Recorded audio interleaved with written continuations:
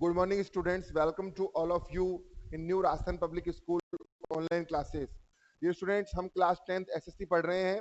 इसमें चैप्टर 2 हम लेक्चर 8 तक आपको इंपॉर्टेंट किंग्स बता चुके हैं मुगल एम्पायर के. अब आज हम उस दौरान जो हिंदू राजा उनसे लड़ाई करने के लिए रेडी हुए उनके बारे में स्टडी करेंगे. देखिएगा, सबसे पहले किंग हम आपको बताने जा रहे हैं राव शेखा. इधर बच्चों अब मैं क्या करने वाला हूं, इन हिंदू किंग्स में जो मुझे लगता है कि बहुत इंपॉर्टेंट है आपके लिए एग्जाम के लिए, जैसे हम्मीर देव चौहान, महाराणा प्रताप, छत्रपति शिवाजी, गुरु नानक देव, तो वो सारी चीजें हम आपको ज्यादा इफेक्टिवली इधर करवाएंगे और बाकी के लिए हम ओरली आपको चीजें बताएंगे. जैसे राव शेखा ज्यादा इंपॉर्टेंट नहीं है आपके एग्जाम के पॉइंट ऑफ व्यू से. देखिए, मैं इसकी स्टोरी बताता हूँ, आपको चलता हूँ. महाराव शेखा इनका जन्म हुआ 24 सितंबर, तो रीडिंग लगानी है इसकी. हिज फादर्स नेम वाज मोकल, इनके पिताजी का नाम मोकल था और मदर का नाम निर्वाण था. राव मोकल was chieftain of Nan in Amer. At the age of 12, Shekha took up his father's responsibility. 12 साल की उम्र में ही राव शेखा को इनके पिताजी की जिम्मेदारी मिल गई. उदाकरण the ruler of Amer had adorned Shekha with the title of Maharao, और जो उदाकरण थे आमेर के राजा, उन्होंने शेखा को महाराव की उपाधि दी, उसका टाइटल दिया. At the age of 16 he performed a sudden attack on Sankhla Rajput of Nachal, Multan and Sewar. तो इस तरीके से कहने का मतलब राव शेखा की वार वगैरह चल रहे हैं, कई जगह जीत रहा है, और लास्ट के अंदर ही died at Ralwata in 1488 AD, और रालवाता में 1488 एडी के अंदर ये मर जाएगा. वेयर ए छतरी, छतरी होती है कैनोपीज, तो इसकी याद में कोई भी मर जाता है उसकी याद में छतरियां बनती है, तो इसकी याद में कैनोपी वहां पर बनी हुई है. और इस तरीके से हम देख सकते हैं कि राव शेखा ने उसकी लाइफ में टोटल 52 युद्ध किए. 52. He is considered to be the founder of Shekhawat sub clan of Kachhwaha dynasty. और कछवाहा डायनेस्टी, जो कछवाहा वंश है, उसके अंदर शेखावत जो वंश है उसका इसको फाउंडर कहा जाता है. इसकी wife Ganga Kumari built Kalyan ji temple in front of Amarsar fort, और इसकी पत्नी जो है कुमारी, गंगा कुमारी, उसने कल्याण जी का टेम्पल बनवाया अमरसर किले के सामने. तो ये इसकी ओवरऑल जानकारियां थी, कोई इतना खास इंपॉर्टेंट नहीं था. Next important topic Hammir Dev Chauhan.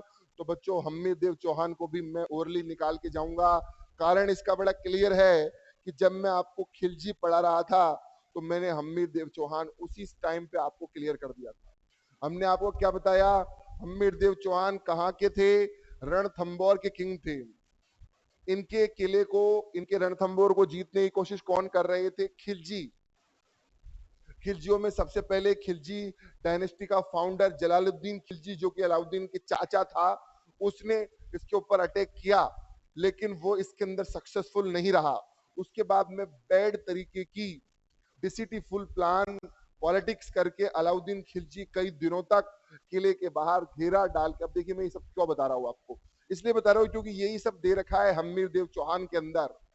Hammir Dev Chauhan से जीतने के लिए अलाउद्दीन खिलजी डेस्पोटिक तरीके से डिसिटीफुल प्लान यूज करता है. नॉर्मली तो वो जीत नहीं पाता, जैसे कि उनके खाने पीने की चीजों के अंदर जहर मिला देना, मांस मिला देना, इस तरीके की चीजें, रक्त मिला देना, ब्लड, ये सारे काम करके उसने एक तरीके से लोगों को मजबूर कर दिया, जो कि डिफेंसिव पॉलिसी के आधार पर चल रहे थे और डिफेंसिव पॉलिसी से एक तरीके से युद्ध में जीत रहे थे, लेकिन उनको उसने मजबूर कर दिया कि वो बाहर आए, और भूखी प्यासी हालत में वो ज्यादा देर तक युद्ध कर नहीं पाए. और फाइनली अलाउद्दीन खिलजी ने हम्मीर देव चौहान से रणथंबोर छीन लिया. यही सारी बातें आपको हम्मीर देव चौहान के अंदर पढ़ने को मिलेगी. नेक्स्ट देखिए, ये सारे टॉपिक बच्चों पढ़ना इसलिए भी आसान है, पता है क्यों, क्योंकि जब भी हम आपको मुगल किंग पढ़ा रहे थे तो उस मुगल किंग से किस हिंदू राजा का सामना हुआ, ये हम आपको उस टाइम पे बता के चल रहे थे. तो अब उस चीज को एक बार रिवाइज करना है आपको, बाकी आपको स्टोरी उसी वक्त सुनी हुई है. नेक्स्ट अगले राजा की तरफ हम आते हैं. अगले इंपॉर्टेंट राजा हैं महाराणा प्रताप. बच्चों में ये बता दूं, हमीर के ऊपर क्वेश्चन आए ना आए, लेकिन महाराणा प्रताप के ऊपर क्वेश्चन श्योर आ सकता है एग्जाम में। बैटल ऑफ हल्दी घाटी के ऊपर आपका क्वेश्चन आ सकता है। अकबर के ऊपर भी जितने चांस नहीं है ना क्वेश्चन आने के, उससे ज्यादा चांस है आपके महाराणा प्रताप के। और रीजन बड़े क्लियर है। पहला रीजन ये कि अकबर से ये वार में जीते, पहला रीजन।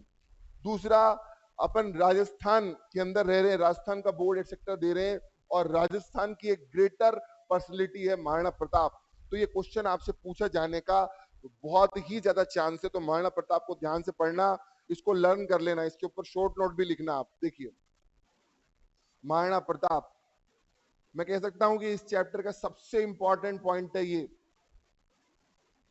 इसके बाद में दूसरा रजिया सुल्तान, और फिर और टॉपिक्स आते हैं आपके।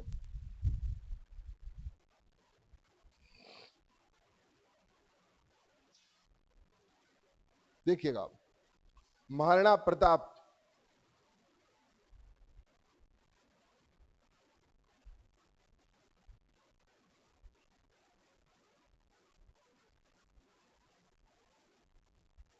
फिफ्टीन 72 से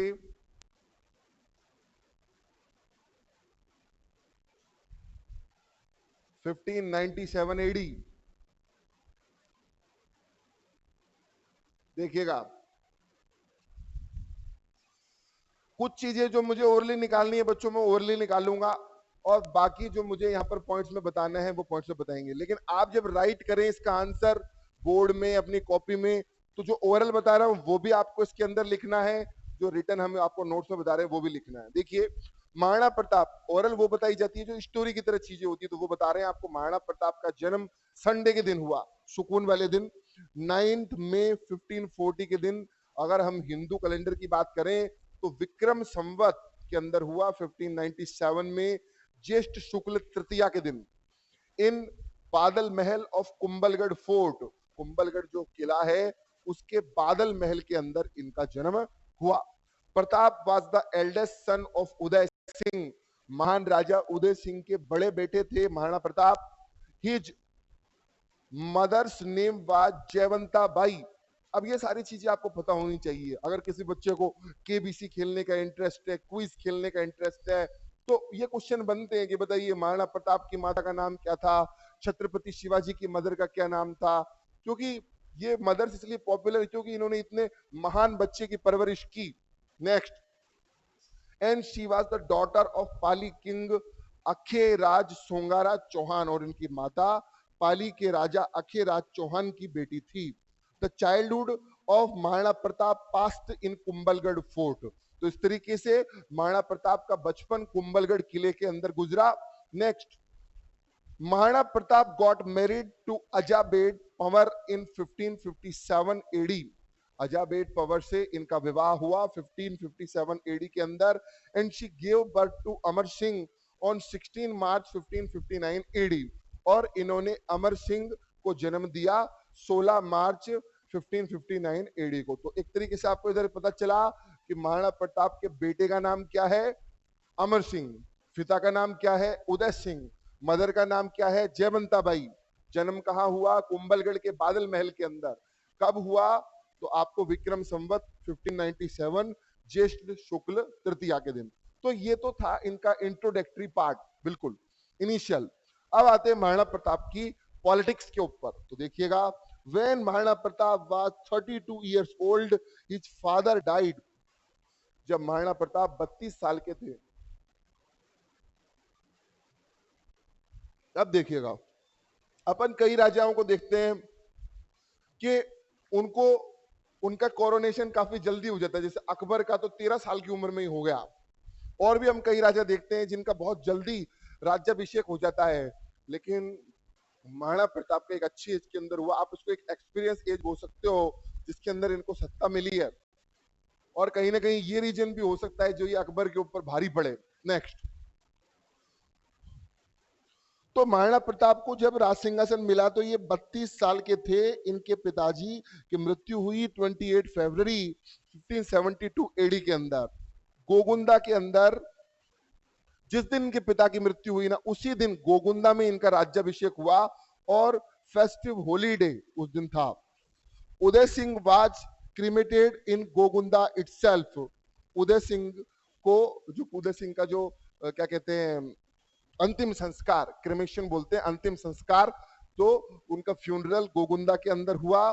on 28 February 1572 AD, the lords and people of Mewar enthroned him in the form of Maharana at the place named Mahadev Bawadi situated in Gogunda। हुआ क्या कि सबसे पहले 28 फरवरी को इनके फादर की मृत्यु हो रही है, उसी दिन उनका ये दाह संस्कार कर रहे हैं, क्रिमेशन, और उसके जस्ट बाद लोग मांग करते हैं कि इनका राज सिंहासन हाथों हाथ हो जाना चाहिए, नहीं तो दुश्मन कभी भी अटैक कर सकता है। तो उसी दिन अपने पिता का फ्यूनरल कर रहे हैं और उसी दिन ये अपना कोरोनेशन भी करवा रहे हैं गोगुंदा में, जो जगह मैं आपको बताइए अभी कौन सी जगह पे। Who was nominated as the successor by Maharana Uday Singh was deprived of throne by the elderly lords of Mewar। तो इस तरीके से ये अपने पिता के सक्सेसर कहलाए और भाइयों कंपैरिजन में इनको मिला राज सिंहासन। In 1570 AD Nagaur court of Akbar. अब देखिए, अब पॉलिटिक्स का एक अलग लेवल शुरू होगा। ये राजा बन चुके हैं और इनके सामने अब क्या क्या चैलेंजेज आ रहे हैं। अकबर ने इनके सामने डायरेक्ट जैसे और राजा मतलब कर रहे हैं औरंगजेब वगैरह, इस तरीके से एक गलत काम नहीं किया। अकबर ने इनके पास में डेलीगेशंस भेजे बातचीत करने के लिए कि प्रेम से महाराणा प्रताप को समझाया जाए, प्रेम से दोस्ती करके मुगल एम्पायर में मिला लिया जाए। अकबर ने बहुत ही पोलाइटली कोशिशें की, लेकिन लास्ट में जब वो इसमें सफल नहीं हुआ, सक्सेसफुल नहीं हुआ, तो फिर उसने वार करने के लिए डिसाइड किया। तो 1570 एडी में Nagaur court of Akbar was held in power. इस टाइम पे अकबर का दरबार पावर में आ गया। It was also significant that the army chief of Maharana Pratap was Hakim Khan Suri and while the Mughal army was led by Raja Man Singh. तो महाराणा प्रताप की आर्मी में उस वक्त हाकिम सिंह सूरी मैन थे और मुगल आर्मी में राजा मान सिंह मैन था। Struggle of Haldighati war. देखिए, अब हम आपको बताते हैं। देखिए, मैं महाराणा प्रताप की एक एक चीजें आपको क्यों बता रहा हूं, क्योंकि मैं आपसे कह चुका हूं कि महाराणा प्रताप आपके एग्जाम के पॉइंट ऑफ व्यू से बहुत ही इंपॉर्टेंट टॉपिक है, इसलिए मैं इसकी आपको एक एक चीजें बता रहा हूं। देखिएगा, हल्दी घाटी के वार की बात करते हैं। हल्दी घाटी के वार में क्या हुआ, देखिएगा। After the war of Haldi Ghati army was stay at Gogunda, but due to lack of logistics material the Mughal army returned to Agra। Maharana Pratap established his new capital at Kumbhalgarh. देखिए, हल्दी घाटी के वार को इसने ज्यादा आपको बताया नहीं है, लेकिन मैं इसकी स्टोरी आपको वैसे ही बता देता हूं, सुनिएगा। हुआ क्या कि महाराणा प्रताप के सामने सबसे पहले अकबर 3 डेलीगेशंस भेजता है। एक सवाई मान सिंह का, दूसरे और दो जो कमांडर्स है उनके साथ में आसफ खान, और इनके साथ में वो डेलीगेशन भेजता है कि पीसफुली इनसे बातचीत कर ली जाए। लेकिन महाराणा प्रताप उनकी इन चीजों को डिनाई कर देते हैं। उसके बाद में फिर वो वार करने की डिसाइड करता है कि चलिए अब युद्ध करना ही पड़ेगा। तो हल्दी घाटी के अंदर युद्ध होता है। हल्दी घाटी के अंदर जब वार होता है तो उसके अंदर महाराणा प्रताप की सेना दुश्मनों पर हावी पड़ती है, मजबूत रहती है उसके कंपैरिजन में। कैसे? क्योंकि महाराणा प्रताप को एक टेक्नोलॉजी आती थी युद्ध करने की, और उसका नाम है गुरिल्ला वार। देखिएगा, गुरिल्ला वार, इसके अंदर क्या होता है कि दुश्मन के ऊपर छिप के हमला किया जाता है, और महाराणा प्रताप इसमें बहुत ही स्किल्ड थे, माहिर थे। वो पहाड़ियों के इलाकों में रहते थे, आपको पता है, और सबसे मेलजोल रखने वाले व्यक्ति थे, सबसे मिलकर रहने वाला एक किंग था। तो पूरी जो ट्राइब्स है, पूरी जातियां, सब लोग उनकी मदद करने को तैयार थे। तो महाराणा प्रताप ने क्या किया, पहाड़ों के पीछे छुप के दुश्मन पर गुरिल्ला टेक्निक से वार करना शुरू किया, और दुश्मन उस टेक्निक को समझ भी नहीं पाया, क्योंकि उसको तो मालूम भी नहीं था इस टेक्निक के बारे में। तो इस तरीके से सेना हारने लगी। एक बार तो वापस लौट गई, फिर दूसरी बार वो और भी मैसिव आर्मी के साथ में आते हैं, ज्यादा सेना के साथ में आते हैं। फिर एक फोटो आपको इसने बुक में बता रखा है कि महाराणा प्रताप अपने घोड़े पर बैठे हुए हैं जिसका नाम है चेतक, और सवाई जो आपका मानसिंह है वो ऊपर हाथी पर बैठा हुआ है। दोनों के बीच में भयानक युद्ध चल रहा है, और इसी वक्त चेतक की टांग को नुकसान हो जाता है।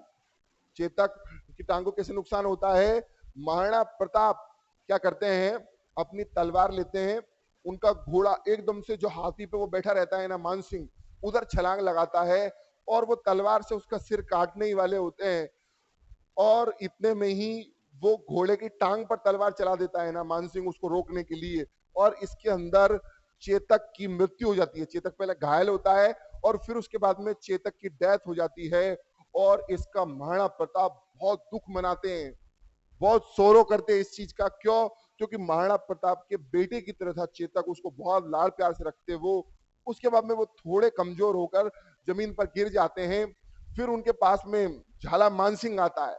झाला मानसिंह उनसे कहता है कि आप इस रास्ते से चले जाइए और फिर दूसरे तरीके से दोबारा आकर फिर हमला कीजिए। इस तरीके से इनको एक असिस्टेंस मिलता है और फाइनली महाराणा प्रताप फिर से पावर से आते हैं गुरिल्ला वार टेक्निक के साथ में, और मुगल आर्मी को हरा देते हैं, और लास्ट में विक्ट्री होती है महाराणा प्रताप की। तो हल्दी घाटी का वार किसने जीता? महाराणा प्रताप ने। हल्दी घाटी के वार के बाद में फिर अपने पास में लॉजिस्टिक और ये सारी चीजें कम होने की वजह से मुगल आर्मी तो चली जाती है। महाराणा प्रताप अपनी नई कैपिटल बनाते हैं कुंभलगढ़ को, और इस तरीके से पूरा इनका राजपाट चलता है। तो ये हमने महाराणा प्रताप को बच्चों अच्छे से देखा। अब Rao Chandrasen is not so important, छोटा सा टॉपिक है, इसको आप खुद पढ़ सकते हैं, बुक आप परचेज कर लीजिए, इतना इंपॉर्टेंट भी नहीं है। बस यही है कि जन्म कहाँ हुआ, कौन सी जगह इन्होंने एक दो जीती, युद्ध वगैरह हुए और कब खत्म हुए, इतना आप इसमें देख लीजिएगा। जो आपकी एनसीईआरटी बुक्स है उसके अकॉर्डिंग ये ज्यादा इंपॉर्टेंट टॉपिक नहीं है। बीकानेर के जो राय सिंह है ये आप खुद पढ़ लीजिएगा, सवाई जयसिंह आप खुद पढ़ लीजिएगा, क्योंकि ये इतने इंपॉर्टेंट टॉपिक नहीं है, क्योंकि इन लोगों ने महाराणा प्रताप और इनकी तरफ ज्यादा वीरता से सामना नहीं किया। अब सवाई जयसिंह और ये तो सब औरंगजेब के उधर, और मतलब उनकी मुगल आर्मी के साथ भी थे ये लोग, तो इन टॉपिक्स को आप खुद पढ़ लीजिएगा। सवाई जयसिंह की बात करें तो इसको एस्ट्रोलॉजी और जंतर मंतर और जितने भी हेरिटेज साइट है वो सब बनाने का इंटरेस्ट था, साइंस टेक्नोलॉजी का इंटरेस्ट था, और जंतर मंतर इसी ने बनवाया था। वहां पर सोलर एप जो ऑब्जर्वेटरी बनवाई है इसने, जयसिंह ने, हमारे जयपुर के किंग थे ये, तो इनके बारे में आप पढ़ लीजिएगा। अमर सिंह राठौड़ का भी इसी तरीके से है। Next, history of Marathas. Marathas की हिस्ट्री के बारे में मैं आपसे औरंगजेब के वक्त बात कर चुका हूं। मराठास की हिस्ट्री की बात करें तो मैंने आपसे कहा था जब मुगल एम्पायर कमजोर हो रहा था उस वक्त मराठे पावरफुल हो रहे थे, और मराठास ने स्लोगन भी दिया कि गरम लोहे पर वार कर दो, और एक तरीके से मुगल आर्मी को हरा के मराठास की पावर फैला दो। तो मराठास ने अपनी पावर चारों तरफ फैलाई भी। शुरुआत में इस पावर को फैलाने का काम किया है छत्रपति शिवाजी ने। देखिए नेक्स्ट हेडिंग है हमारा छत्रपति शिवाजी, और छत्रपति शिवाजी भी आपका एक इंपॉर्टेंट टॉपिक है बच्चों।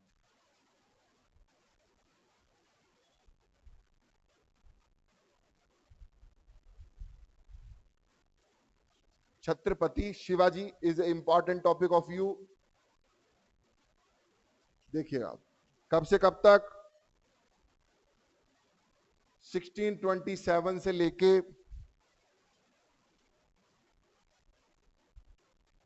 1680 एडी तक मराठास की जो पावर आई उसमें सबसे पहले सबसे पावरफुल छत्रपति शिवाजी हुए, और उसके बाद में और राजा लोग फिर इसमें पावरफुल आपको देखने को मिलते हैं। पर आपके क्वेश्चन बन सकता है छत्रपति शिवाजी से, तो इस छत्रपति शिवाजी को आप ध्यान से देख लें।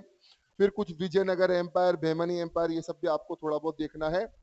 और नेक्स्ट फिर आपके आएंगे ये गुरु नानक देव, गुरु गोविंद सिंह एक्सेट्रा, तो ये भी हम आपको भी बताते हुए चलते हैं, देखिएगा। शिवाजी की बात करें तो शिवाजी का जन्म 20 अप्रैल 1627 को हुआ है शिवनेर किले में। He was the son of Shahji Bhosale. Shahji Bhosale के ये बच्चे थे, और इनकी फर्स्ट वाइफ थी शिवाजी भोसले की जीजाबाई, यानी कि पहली पत्नी थी, और एक तरीके से शिवाजी की ये मदर थी। Shahji was a Bijapur aristocrat, तो ये सब एक्स्ट्रा चीजें इसमें दे रखी है। और इनकी लड़ाई किससे होती, इनके गुरु का नाम था समर्थ गुरु रामदास, और ये अपनी मातृभूमि के लिए बहुत ही डिवोटेड थे और उसके लिए कुछ भी कर सकते थे। वेरी यंग एज के अंदर शिवाजी को इनकी पिता की सत्ता मिल गई। First in 1646 AD at the age of 19 he formed a group of some Maval comrades, और इतनी कम उम्र के अंदर इन्होंने कई जगह जीती, कई जगह वार किए, इनकी औरंगजेब से भी लड़ाई हुई। और Shivaji surrendered 23 out of his 35 forts to the Mughal. जो पुरंदर की ट्रीटी हुई, उस ट्रीटी के अंदर शिवाजी ने अपने 35 में से 23 किले दिए और 12 किले अपने पास रखे। Shivaji elder son Sambhaji was appointed at 5 hazari mansabdar, और शिवाजी के बड़े बेटे सांबाजी को 5 हजारी मनसबदार बनाया गया। तो ये पूरी शिवाजी की कहानी है। गुरिल्ला वार टेक्निक से ये वार करते थे। शिवाजी इंपॉर्टेंट टॉपिक है बच्चों, इसको पढ़ना है आपको। विजयनगर एम्पायर, बहमनी एम्पायर, इन सब की आपको रीडिंग्स लगा के बस चलनी है ना। नेक्स्ट, बहमनी एम्पायर का मैप, शिवाजी के एम्पायर का मैप, ये सारी चीजें आप देख लीजिएगा। नेक्स्ट इंपॉर्टेंट टॉपिक की तरफ हम आते हैं। अब हमारा नेक्स्ट इंपॉर्टेंट टॉपिक है गुरु नानक देव।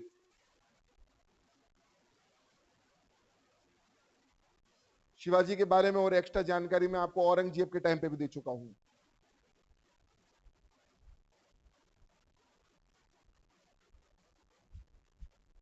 देखिएगा,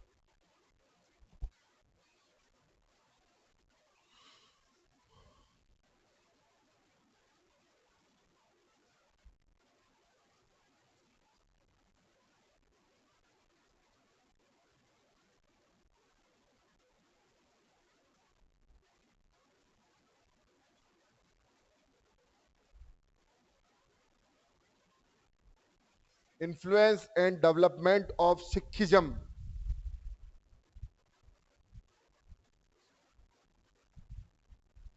देखिए सिखिज्म, सिख धर्म किससे मिलके बना है? शिष्य। और शिष्य का मतलब क्या होता है? प्यूपिल। प्यूपिल, जो आप अपने गुरु के लिए शिष्य हो ना, ऐसे जो शिष्य है संस्कृत का वर्ड, उससे बना है सिख। और ये एक तरीके से शिष्यों का एक धर्म है। तो इसमें सबसे पहले आप देखिए गुरु नानक देव।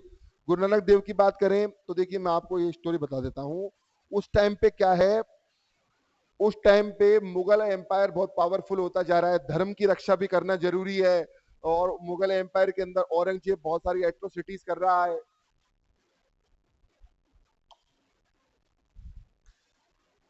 तो बुरी बातों को खत्म करके चारों तरफ एक अच्छे धर्म को फैलाना, ह्यूमैनिटी को फैलाना, लोगों की मदद करना, अफेक्शन के साथ रहना, तो ये सारी चीजें स्टार्ट करने के लिए सिखिज्म शुरू हुआ। और इसके फाउंडर थे गुरु नानक देव। देखिए, दो तरीके के साधु संत होते हैं अपने भक्ति में, एक तो होते हैं सगुन और एक होते हैं बच्चों निर्गुण। तो जो भगवान की मूर्ति स्टैचू रख के जो पूजा करते हैं उनको क्या बोलते हैं? सगुन। और जो बिना किसी मूर्ति के भगवान को अपनी सोल में बसा के चलते हैं, एकदम उनकी एक इमेजिनरी जो पिक्चर है वो लेकर चलते हैं, तो उनको बोलते हैं निर्गुण। जैसे कबीर दास जी, गुरु नानक देव, ये सब किस में आते हैं? निर्गुण में। और आपके जो और है साधु संत, जैसे मीराबाई कृष्ण भगवान को एक फोटो मान के मतलब उनकी पूजा करती है ना, तो वो सब किस में आते हैं? आपके सगुन में। तो निर्गुण आइडियोलॉजी के ये थे गुरु नानक देव। गुरु नानक देव ने कई अच्छे काम शुरू किए, है ना। इन्होंने सिख रिलीजन को स्टार्ट किया। कहां पर स्टार्ट किया? जो आप बोलते हो ना ननकाना साहेब, जहां पर जो पाकिस्तान में पड़ता है, प्रेजेंट पाकिस्तान में, वहां से इन्होंने स्टार्ट किया सिख रिलीजन। और अपने शिष्य बनाना शुरू किया। उन शिष्यों के साथ में जगह जगह जाते, सिख धर्म की अच्छी बातों को फैलाते। इसके अलावा गुरु नानक देव एक अच्छा काम करते थे जो आज भी चलता है सिख रिलीजन में, लंगर सिस्टम। इन्होंने लंगर सिस्टम स्टार्ट किया। लंगर सिस्टम में क्या करते हैं, आज भी आप कभी जब चंडीगढ़ जाएंगे तो वहां पर लंगर सिस्टम का बेहतरीन एग्जाम्पल देख सकते हैं। वहां पर बहुत ही मतलब हाई फाई चीजें, समोसे, पोहे और जितनी भी जरूरी चीजें हैं वो लोगों को लंगर के अंदर फ्री में खिलाई जाती है, भूखों को। तो कहने का मतलब एक सेवा भाव, एक सर्विस, लोगों को साथ में लेकर चलना, उनकी हेल्प करना, ये सारी चीजें आपके सिखिज्म के अंदर निकल के आती है। तो नेक्स्ट इंपॉर्टेंट इसके अंदर हम देखते हैं आपके गुरु रामदास, गुरु अर्जुन देव, इन सब की आप रीडिंग लगा लेना। गुरु ग्रंथ साहिब की रचना आपकी इन्होंने की है, गुरु नानक देव ने। लंगर सिस्टम चलाया है, सती सिस्टम का विरोध किया है ना। नेक्स्ट देखिएगा, गुरु गोविंद सिंह की बात करें तो गुरु तेग बहादुर के ये बेटे थे। He was the 10th and last guru of Sikh. ये सिखों के 10वें और आखिरी गुरु थे। He develop training centre for training of arms.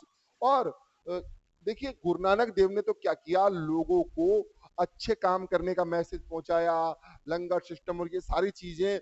लेकिन गुरु गोविंद सिंह ने इसमें एक पॉइंट और जोड़ दिया। उन्होंने कहा कि हमको सेवा तो करनी ही है, साथ में हमको पावरफुल भी बनना है, हमको हथियार चलाना भी सीखना है, हमको वार करना भी सीखना है। और गुरु गोविंद सिंह ने ऐसा क्यों किया, इसका क्या कारण था, क्या रीजन था? क्योंकि गुरु गोविंद सिंह को पता था कि इस वक्त एक बुरा राजा पावर में है और वो सभी धर्मों के लोगों के साथ एट्रोसिटीज कर रहा है, सभी धार्मिक स्थलों को तोड़वा रहा है, मतलब जितने भी रिलीजियस साइट्स है उनको तोड़वा रहा है, और मुस्लिम धर्म इस्लाम कबूल करने के लिए उनको मजबूर कर रहा है। तो फिर गुरु गोविंद सिंह ने लोगों से कहा कि अपन को हथियार चलाना भी सीखना है, अपन को मतलब औरंगजेब की एट्रोसिटीज को विरोध भी करना चाहिए। तो ये सारी चीजें इन्होंने करना शुरू किया। इसके अलावा इन्होंने एक चीज ये भी शुरू की, ए न्यू प्रैक्टिस ऑफ पंच प्यारे पाउल एंड अमृत चखा consumption of sweet and water was started by 5 sacrificing devotees. और इसके अलावा इन्होंने नेक्स्ट क्या शुरू किया, पंच प्यारे का सिस्टम शुरू किया। चरणामृत जो स्वीट वाटर है, अमृत चखा, ये सारी चीजें इन्होंने स्टार्ट की। It was mandatory for the 5 sacrificing devotees. और ये 5 जो सिखों का ग्रुप था उनके लिए जरूरी था। It was mandatory for Khalsa Sikh. और इन्होंने एक चीज ये भी शुरू की, काकरास। काकरास के अंदर इन्होंने 5 चीजें फिक्स की कि एक सिख के पास में ये 5 चीजें होनी चाहिए। गुरु नानक देव ने ये सब शुरू नहीं किया था, लेकिन गुरु गोविंद सिंह ने ये 5 चीजें कंपलसरी की कि एक सिख के पास में ये चीजें होनी चाहिए, कड़ा, केश, कच्छ, कृपाण, कंगा। ये सारी चीजें एक सिख के पास में होनी चाहिए। Due to the possibility of war with Aurangzeb. देखिए 5 चीजें सिख धर्म में जरूरी बताई गई है, कड़ा, केश, कच्छ, कृपाण और कंगा। कड़ा जो हाथ में पहनते हैं, केश यानी जो सिख लंबे बाल रखते हैं, कच्छ यानी कि जो लंगोट पहनते हैं, कृपाण यानी कि तलवार, और कंगा। ये सारी चीजें इन्होंने कंपलसरी की। क्योंकि औरंगजेब से युद्ध होने की संभावना थी, तो इन्होंने आनंदपुर साहिब में मिलिट्री सेंटर्स डेवलप किए। और इनके 2 बहादुर बेटे थे, जोरावर सिंह, फतेह सिंह, उनको भी औरंगजेब ने दीवार के अंदर दफनवा दिया। तो ये सारी चीजें अपन ने देखी। और इसके अलावा in the struggle of Khidrana 46 received martyrdom. और औरंगजेब के साथ में खुदराना में जो स्ट्रगल चल रहा था उसमें 40 सिख शहीद हो गए और उनको इन्होंने नाम दिया मुक्तास। तो ये सारी चीजें, और जहां पर वो खत्म हुए उस जगह का नाम पड़ गया मुक्तसर, आपने देखा होगा। ये सारी चीजें हैं। बंदा बैरागी, बंदा बैरागी इसको भी खड़े करने वाले आपकी यही है गुरु गोविंद सिंह। तो गुरु गोविंद सिंह का बंदा था, एक तरीके से डिसिपल था, तो उन्होंने ही इसका नाम रखा है बंदा। तो ये सारी चीजें आप देखिएगा। रणजीत सिंह जिन्होंने की जो अपना गोल्डन टेम्पल है, स्वर्ण मंदिर, उसके फील्ड में काम किया। तो बच्चों इस तरीके से मैंने आपको ये सारे पॉइंट एक एक करके बताए। तो एक तरीके से ये हमने आपको मुगल एम्पायर सबसे पहले बताया। मुगल एम्पायर के बाद में नेक्स्ट हमने डिस्कस किया हिंदुओं के सारे किंग्स। अब इसके अंदर 2-4 क्वेश्चन बनते हैं आपके। सबसे पहले explain about Hammir Dev Chauhan, explain about Maharana Pratap, explain about Chhatrapati Shivaji, Guru Nanak देव, गुरु गोविंद सिंह। तो ये सारी चीजें, एक्सप्लेन अबाउट बंदा बैरागी, ये सारी चीजें आपको अपने क्लास वर्क में करनी है। पूरे चैप्टर को जो मैंने पढ़ाया है इसको अच्छे से पढ़ना है, बुक से अपडेट करना है। अब नेक्स्ट सेक्शन के अंदर इसके क्वेश्चन आंसर देखेंगे। आज के लिए इतना ही काफी है। Thank you very much.